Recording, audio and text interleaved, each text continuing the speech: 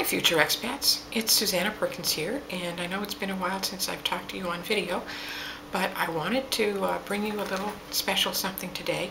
Recently, as you know, I participated in the Live and Invest Overseas conference in Orlando, and I was able to catch up with Lucy Culpepper there.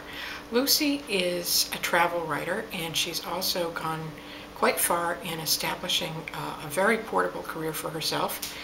She and her family have traveled extensively and lived in many places. They're what we call serial expats. They've lived in Central America and France and Spain, and now they're in the UK. And Lucy's, in addition, traveled over most of the world. So I spoke with her for a few minutes about specifically the travel writing portion of the portable career that she's worked out for herself.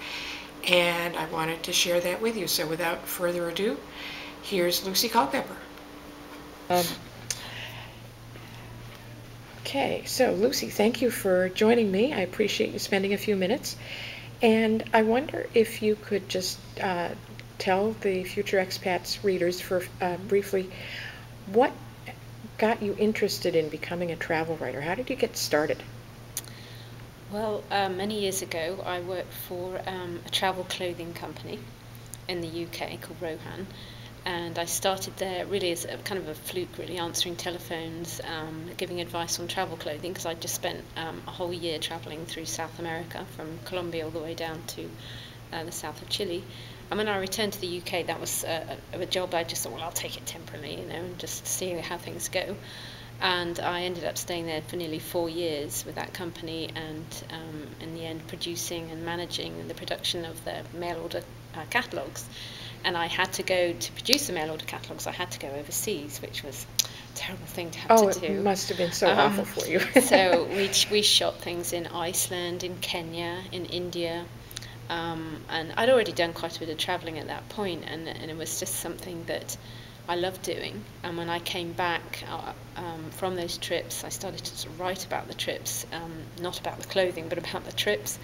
And eventually, when I left the company of my own choice, I then started writing for the magazines that I'd been sort of sending press releases to about the company. I started writing for the travel magazines, the ones in England, about some of the travels that I'd been on, and then they started commissioning, sending me some places just in England, but also overseas as well. I went to Malaysia and Denmark and back to Iceland, and so it sort of built from there, really. And at the same time, I was also doing some commercial copywriting as well, so it wasn't just travel writing, so I was doing a little bit of both, which I like to do, because they're very different styles of writing. And it sort of grew from there, really. I had a pause whilst I had my 2 children, so I wasn't really able to go overseas that as much. But I realised that, well, hey, because I moved from England to Spain with a young boy, a little boy, when he was 2. And so I started writing about the places that I was in, rather than going to places and then coming back and writing about them. So I started to write about Spain, and we were there for many years, and I wrote travel articles about Spain, also continued doing some commercial writing. Tell me, I get questions frequently from people who are interested in travel writing, and one of the questions that comes up very often is, how do you work out a balance if you're a travel writer and you're on assignment in a particular location?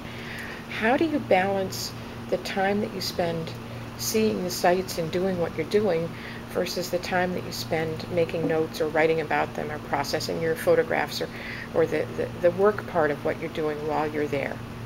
I think it's a question of, when I'm in a place visiting it for articles, I'm just constantly writing notes as I'm going around, talking into a recorder. I do that a lot. So it's you have to just observe all the time and make notes, and then you get back and you get back to your hotel maybe, and you make some slightly longer notes, and speaking into a recorder is fantastic, because it's all emotional then, and You know, sometimes you're too tired, maybe at the end of the day when you've been on a trip and you come back to a hotel, you're too tired to actually write it longhand sometimes, or type it longhand. But talking into a little recorder is fantastic, because then you have all your emotion there. And then when you get home, you're like, oh yeah, and you listen back to it, and then it's so much easier to write about it once you get back home. So it keeps it fresh when you keeps add it that fresh. component. Yeah. Sure, okay. And do you have, just briefly, a couple words of advice for somebody who's interested in becoming a travel writer? What would you suggest somebody do, assuming that they have the writing skills already? Yeah. How would they get started to break into the travel writing business? I think, you know, everybody aspires to be a sort of National Geographic writer, but that doesn't usually come to everybody overnight, that's for sure. I think there's a couple of things that people can do, and one of them that I know that I've done, and I know other people who are travel writers have done, is contact your local publications, your local newspapers. Talk to them, see if they need some travel writing articles. Quite often they do.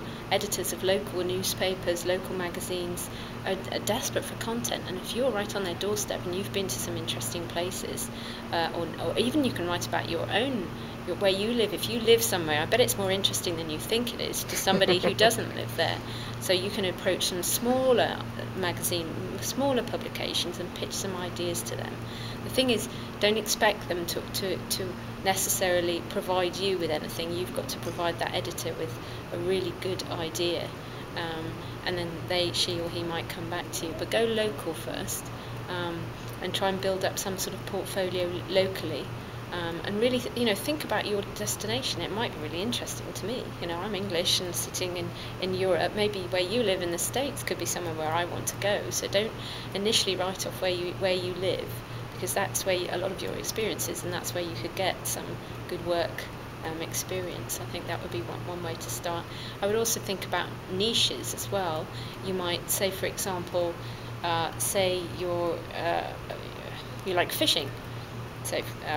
So you might approach a fishing magazine and pitch an article to them about fantastic fishing, off the coast of X country that maybe either you've been to or you'd like to go to. So instead of going to a travel magazine, which is quite often quite saturated with people aspiring to write for them, go to a niche and explore getting in that way, because they like to provide kind of alternative articles for their readers as well. It might not all be about fishing hooks and everything. They like to have occasional double spread with nice pictures about somewhere that their readers would like to go to. So I think those are two good avenues to explore for new writers. Well, thank you very much, Lucy. It's been a pleasure talking with you. You're welcome. Thank you.